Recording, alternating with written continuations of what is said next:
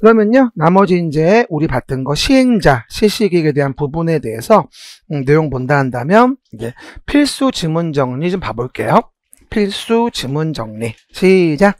필수 지문 정리. 빵꾸노트에 대한 부분이 되어지겠죠. 그 얘기들.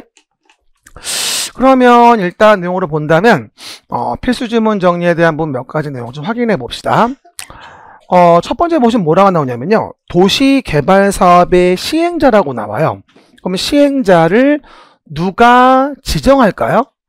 지정권자가 지정을 해요. 시작. 지정권자가 지정한다.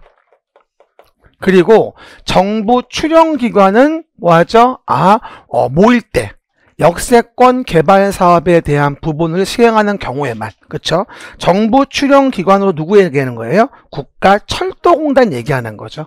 국가철도공단. 시작. 국가철도공단이라는 정부 출연기관은 역세권 개발 사업을 시행하는 경우에만 시행자가 되고, 전부를 환지 방식으로, 시작. 전부를 환지 방식으로 시행한다면 누가? 토지 소유자 조합이 되어지겠죠. 토지 소유자 조합을 시행자로 지정한다 라는 겁니다. 아까 봤듯이 한국감정원, 한국부동산원은 뭐가 됩니까? 시행자가 될 수 없다고 얘기했었고요. 아무것도 아닌 것 같지만 은근 잘 나와요. 그 다음 또 하나, 2번 지문에 대한 지문은 뭔가 봤더니 서술어에 뭐라고 나오냐면 시행자를 변경할 수 있다고 나와요. 시작. 시행자를 변경할 수 있다. 그러면 시행자 변경을 봤는데 앞에 문장을 봤더니 실시계획의 인가를 받았대요. 그럼 몇 년 내에 사업을 착수하지 아니하면 시행자를 변경할 수 있는 거예요? 그렇죠. 아직은 기억나요. 2년. 그렇죠? 한번 순서 얘기해봐요.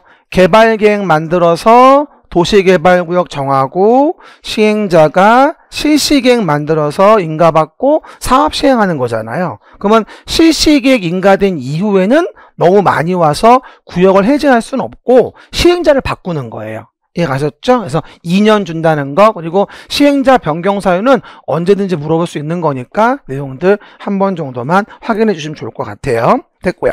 그 다음 이제 조합을 설립한다고 나옵니다. 조합의 설립.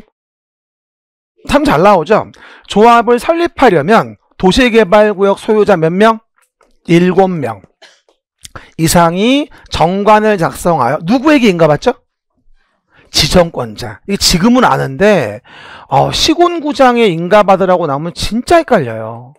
정비조합이나 주택조합하고는 다르니까 지정권자에게 조합 설립의 인가를 받아야 한다. 그리고 인가받으려면 다음에 동의를 받아라. 환지 방식의 개발계획처럼 뭐였죠? 면적의 3분의 2 이상 해당하는 토지 소유자와 그 구역의 소유자 총수 얼마? 2분의 1 이상에 대한 부분에 동의를 받아와라.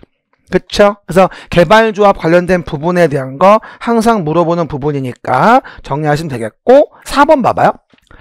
4번의 내용을 보니까 아주 사소한 문장인데 은근히 헷갈려요. 도시개발조합의 무엇은 토지 소유자로 할까요? 도시개발조합의 누구는 조합원으로 하냐고 말해버렸네. 뭐라고요? 조합원은 뭐로 하죠? 토지 소유자로 합니다.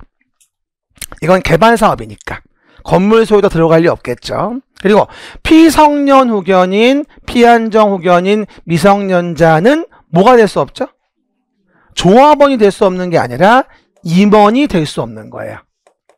그렇죠? 도시개발조합의 조합원은 도시개발구역의 토지 소유자로 하고, 피성년 후견인, 피한정 후견인, 미성년자 등은 임원이 될 수는 없다. 이 뒷문장을 갖다가 조합원이 될 수 없다고 오해하시면 된다, 안 된다? 안 된다고 제가 설명을 드린 거죠. 그 부분들 이해하시고. 5번 문제. 5번 문제의 포인트는 뭘까요? 대의원회를 물어보고 있네요. 대의원회. 도시개발조합의 의결권은 그 조합원의 수가 뭐하죠? 기본적으로 50인 이상인 조합. 즉 조합의 의결권을 가진 조합원 수가 몇 명? 50인 이상이다. 라고 한다면 조합은 총회 의결을 대행하게 하기 위해서 대의원회를 둘 수 있다. 의결권을 가진 조합원 수가 50인 이상 조합은 총회 의결을 대행하기 위해서 대의원을 둘 수 있다. 그리고 6번 문제. 그럼 뭐가 되죠? 대의원회에 두는 대의원 수는 시작. 대의원회에 두는 대의원 수는 의결권을 가진 조합원 총수의 100분의 10 이상으로 하죠. 됐습니까? 그리고 내용에서 밑에 본다 한다면 너무 중요한 거 7번. 대행할 수 있는 사유냐, 대행할 수 없는 사유냐. 시작. 대행할 수 있는 사유냐, 대행할 수 없는 사유냐. 그러면 다음을 제외하고 대행할 수 있다고 나와요. 그러면 다음은 뭐예요? 대의원회에서 대행할 수 없는 걸 쫙 적어 놓은 거예요. 그쵸? 그럼 총회 의결사항 중 첫 번째 뭐 변경? 정관의 변경. 그 다음 개발 계획이라는 것의 수립 변경. 그 다음에 환지 계획의 작성. 조합의 임원에 대한 선임에 대한 거. 임원 선임. 그리고 조합에 대한 부분의 합병 해산이라고 하는 건 꼭 총회를 하고 다음을 제외하고는 대행할 수 있다. 그럼 대행이 안 되는 거 제가 요거 1번, 2번, 뭐다? 3번 하고 뭐 하죠? 4번, 5번까지 5가지 얘기해 준 거예요. 한번 더 읽어봐요. 정관 변경, 개발계획 수립 변경, 환지 계획의 작성, 조합의 임원의 선임, 조합의 합병선에 대한 부분은 제외하고 총회 권한을 뭐 할 수 있다? 대행할 수 있다. 이렇게 얘기하는 거죠. 다음은 대행이 안 되는 사유다라고 이해할 수 있는 거예요. 됐습니다. 참 잘 나오는 문장이니까 기억 좀 해주셔야 되고요. 그 다음에 내용에서 8번은 아직 안 배웠고 그러면 9번 좀 봐볼까요? 9번. 주어가 뭐냐면 목적어가 실시계획을 작성한대요. 누가? 실시계획 작성 누가 하죠? 시행자가. 이제 이런 것도 알아요. 뭐라고요? 시행자가 실시계획을 작성해야 한다. 이 경우에 실시계획에는 뭐를 포함해라? 그치. 지구단위 계획이라는 것을 포함해라.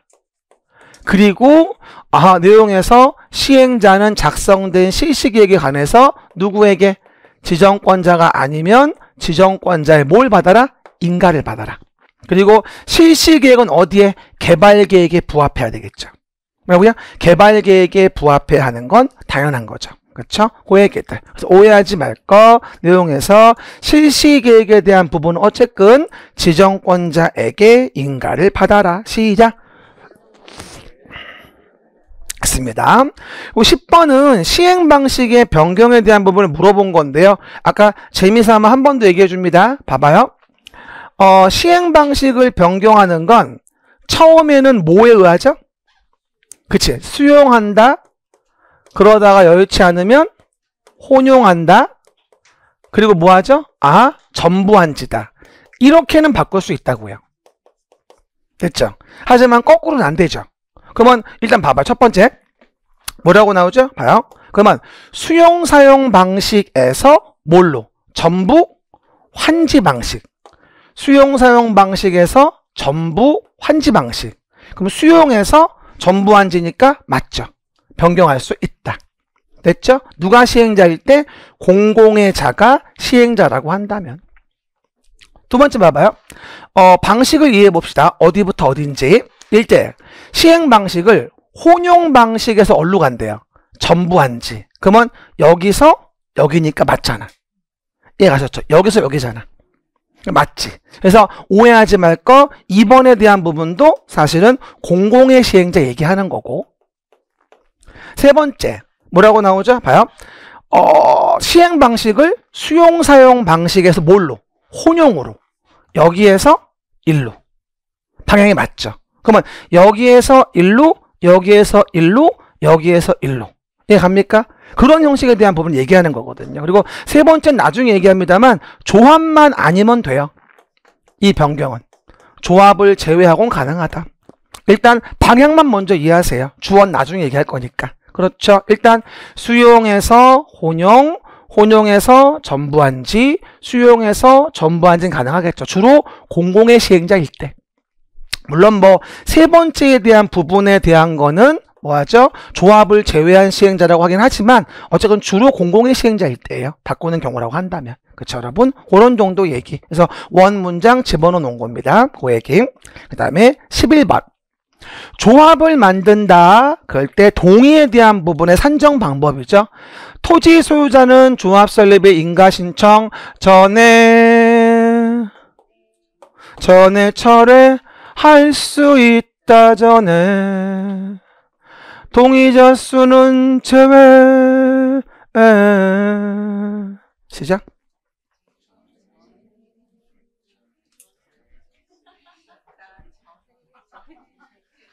제외. 알았죠? 라고 좀 이해해 보시고. 그리고 조합 설립에 뭐한 자, 동의한 자로부터 토지를 취득한 자라고 한다면 동의한 것으로 봐주겠죠. 동의는 승계되고 기존 소유자 동의서로 보는 거니까. 됐습니까? 그 정도 확인해 주면 되고요. 단서 읽어보시고. 다음 거. 그러면 12번. 임원에 대한 부분의 탈법 방지를 위해서 조합의 임원은 그 조합의 다른 임원이나 직원을 뭐 할 수 없다? 임원은 겸할 수 없다. everybody 겸할 수 없습니다. 그렇죠? 그리고 또한 조합의 임원 선임된 자가 결격 사유에 해당하게 되면 그 다음 날부터 임원의 자격을 상실하는 겁니다. 그럴 땐 따로 무슨 총회 해가지고 임원을 해임해야 한다는 말은 아니거든요. 그렇죠? 그거 한 번 더 이해하시고. 또 조합은 뭘로 합니까? 법인으로 한다. 시작. 법인으로 하며 조합은 그 주된 사무소 소재지에 등기를 하면 성립합니다. 조합은 법인으로 하며 주된 사무소 소재지에 등기하면 성립한다. 그리고 조합에 관하여 이 법에 규정된 것 외에는 민법 중 뭐? 사단법인에 관한 규정을 준용한다 라고 설명을 드리죠. 재단법인이라고 나오면 사단 난다. 매번 한 얘기. 알겠습니까? 그 얘기들 이해해 볼 수 있다. 이게 우리가 배운 시행자 및 실시기에 대한 부분인 겁니다. 제가 말씀드렸다시피 필수 지문 정리해 드린 것만 잘 봐도 훌륭해요. 사실은 이것만 잘 봐도. 그러니까 합격은 먼 곳에 있지 않아요. 내 곁에 가까이 있어요. 하지만 잡을 수 없네요. 그렇죠? 그만큼 열심히 해야 되겠죠. 그렇죠?